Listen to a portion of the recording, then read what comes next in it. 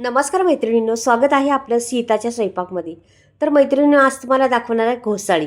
घोसाळी तर भरपूर काही जीवनसत्व आहे घोसाळ्यामध्ये, भरपूर आरोग्यदायक आहे घोसाळी. आपल्यासाठी खूप उपयोगी पडणारी घोसाळी आहे. तर ह्या घोसाळीची कशा पद्धतीने मी रेसिपी बनवते, काय बनवते, तर नक्कीच व्हिडिओ पहा पुढे संपूर्ण. तर मी इथे चांगले अर्धा किलो घोसाळी घेतलेली आहे. तर मी तर 2-3 दिवस झाले आणून ठेवली होती. थोडासा रंग बदली झाला त्याचा, पण ताजी आहेत अजून. थोडा रंग वाटतं मला काळपट झालेला, पण ताजी आहेत अजून, छान आहेत अजून. तर मी त्याचं बनवणार आहे. काय बघा, एवढी मोठी मोठी मी त्याच्या फोडी करणार आहे. पहिल्या तुम्हाला दाखवते. हे बघ, साध्या सोप्या पद्धतीत आहे, पण अगदी रुचकर लागणारी आहे मैत्रिणींनो. नक्की बनवून पहा. तुमच्याकडे जर घोसाळी खात नसली तर या पद्धतीने बनवून पहा एकदा. खरंच न खाणारे पण आवडीने खातील अशी होती ती रेसिपी. त्याची काय बनते नक्की पाहिलं तर तुम्हाला कळेल. अगदीच छोटासा व्हिडिओ आहे.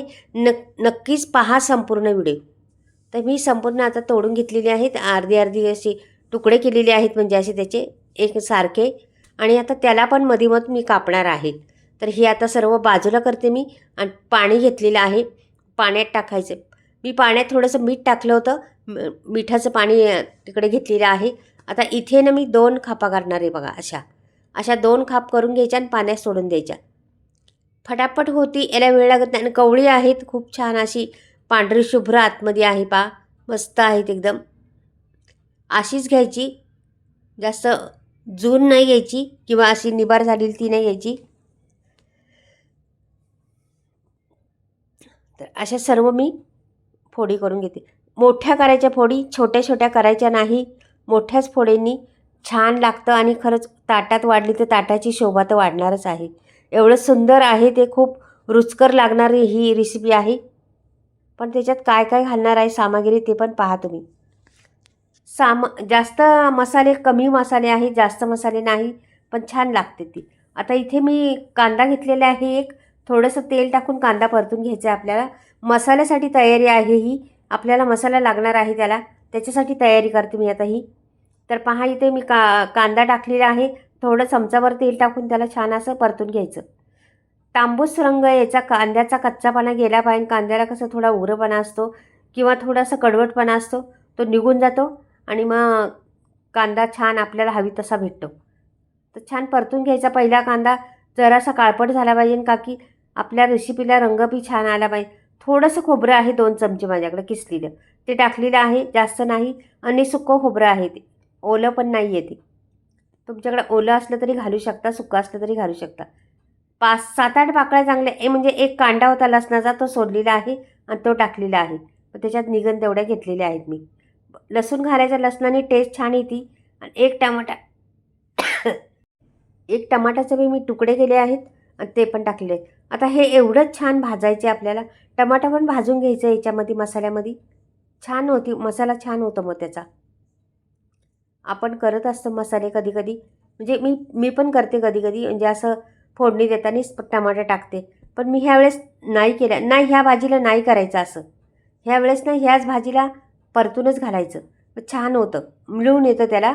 आणि भाजीमध्ये घुसतं एकदम असं टमाट्याचा ज्यूस, म्हणून वाटूनच घालायचं. आता हे छान परतलेलं आहे, जवळजवळ आपलं झालेलं आहे. मी आता थंड व्हायला ठेवणार आहे. थंड झाल्यावर वाटून घ्यायचं. थंड झाल्यावरच वाटायचं, नाहीतर आपल्या मसाल्याचा रंग बदलतो. गरम गरम वाटल्यामुळं मसाला काळपट पडतो, रेसिपी आपली काळपट बनती. म्हणजे अशा टिप्स आहेत, लक्षात ठेवा मैत्रिणींनो. त्या थोड्या थोड्या छोट्या छोट्या टिप्स सांगत असते मी मध्ये मध्ये, त्या मात्र तुम्ही फॉलो करीत जा. आता मसाला आपला झालेला आहे. तर मी आता हे सर्व काढून घेते आणि मिक्सरच्या भांड्यात. थंड झालेला आहे तो मसाला. तर कोथिंबीर मी नाही घातली इथे वाटायला, का की आता मी फोडणीला घालणार आहे कोथिंबीर, म्हणून वाटायला नाही घातली. आणि पुढे मसाले दुसरे वापरणार आहे, ते पण घेणार आहे. तर इथे मी पाणी टाकून वाटून घेणार आहे. बारीक वाटायचं एकदम मस्त. तर इथं कढई ठेवलेली आहे आणि तेल मी याला 2 पळ्या घालणार आहे, म्हणजे 1.5 पळी अशी जवळजवळ. छोटी पळी आहे त्याच्यामुळं एवढं पुरेसं आहे आपल्याला तीळ. म्हणजे मी जास्तच घातलेली आहे यावेळेस. मी कमी तेलात बनवत असते मैत्रिणींना, माहिती आहे तुम्हाला. रेसिपी हमेशा कमी तेलातच माझ्या असतात. तर ह्या वेळेस जरा चमचमीत आणि छान लागली पाहिजे म्हणून मी बनवते. थोडंसं तेल जास्त वापरलेलं आहे. तर हे बघा, कोथिंबीर इथं फोडणीला टाकलेली आहे आणि हे पण तडतडू द्या. कोथिंबीरीचा रंग बदलला नाही पाहिजे, हिरवागार राहायला पाहिजे, ह्याच्या काळजी घ्यायची. काळी नाही पडली पाहिजे कोथिंबीर. आणि हे बी छान तडतडलं पाहिजे आपलं. दोन्ही पण छान तडतडलेलं आहे. आता आपण मसाला वाटलेला आहे ना, तो सोडून द्यायचा त्याच्यात. हे पहा, हा मसाला संपूर्ण मी ह्याच्यात सोडून देते.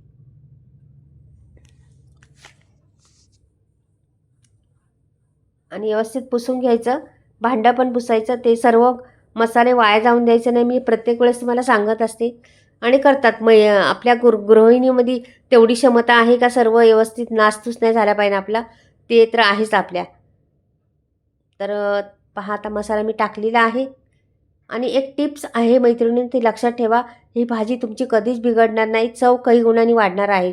ती टिप्स फॉलो करून घ्या, तुमची कधीच बिघडणार नाही माझी भाजी. लक्षात ठेवा, ही टिप्स मी पुढे गेल्यावर सांगणार आहे का, त्या टिपचा म्हणजे वेळ आली त्यावेळेस सांगणार आहे तुम्हाला. तर छान परतून घ्यायचा मसाला, तेल सुटेपर्यंत परतून घ्यायचा. मस्त तो तेल अजून मिक्स नाही झालं, नंतर मिक्स झाल्यानंतर सुटतं तेल. तर चांगलं 2 मिनिट मी परतणार आहे मस्त.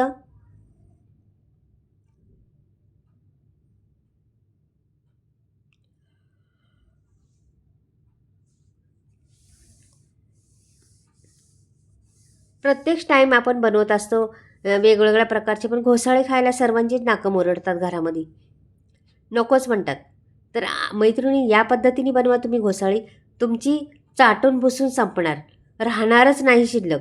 असं होणार आहे तुमची घोसाळी, तुमच्या कढईत शिल्लक राहणार नाही, एवढी छान बनणार आहे. तर नक्कीच आमच्याकडे पण बरेच लोक खात नव्हते, पण मी आता ह्या पद्धतीने बनवते ना, अगदीच संपून जातात सर्व. तर इथे मी दीड चमचा मालवणी मसाला, पाव चमचा गरम मसाला, पाव चमचा धणे पावडर, पाव चमचा हळद, एवढे मसाले वापरलेले आहेत मी त्याच्यात. आणि छान परतून घ्यायचा मसाला पण. ह्याला पण असं तेल सुटेपर्यंत परतल्यामुळं कसं होतं, तरी येते वरती. नाहीतर मग असंच आपण टाकलं ना तर तरी येत नाही. म्हणून तेल सुटेपर्यंत परतून घ्यायचा मसाले कधी पण.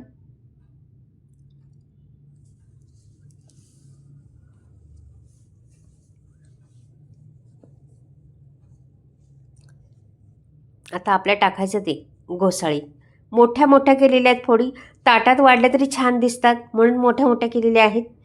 अगदी पहा, तुम्ही म्हणसाल एवढ्या मोठ्या कशा खायच्या, तर खायला ते अर्ध्या तोडून खाल्ल्या तरी चालतात, पण अशा मोठ्या दिसल्या ना तर छान दिसते, ती रेसिपी पण छान दिसते आणि खूप वेगळी वाटते जरा, म्हणून मी मोठ्या मोठ्याच करत असते.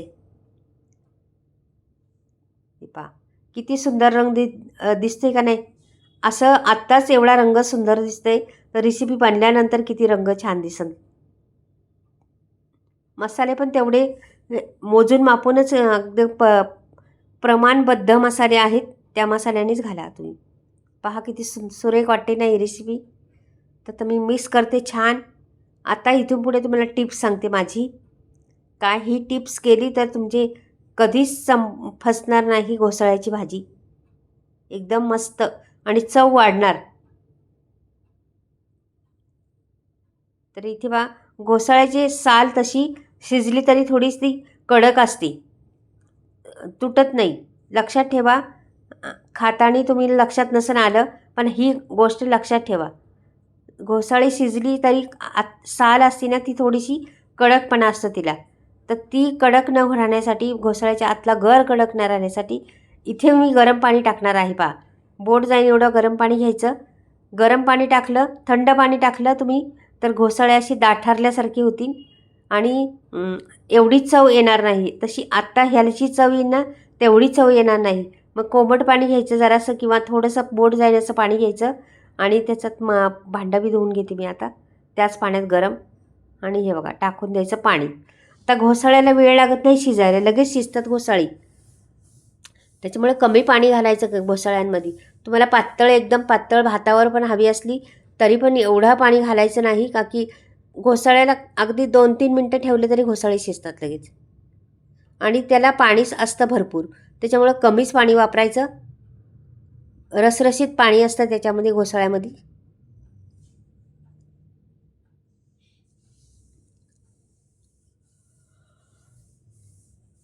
आता थोडं पाणी टाकलं मी आणि आता झाकण ठेवायचं. 2 मिनटं झाकण ठेवायचं, जास्त नाही.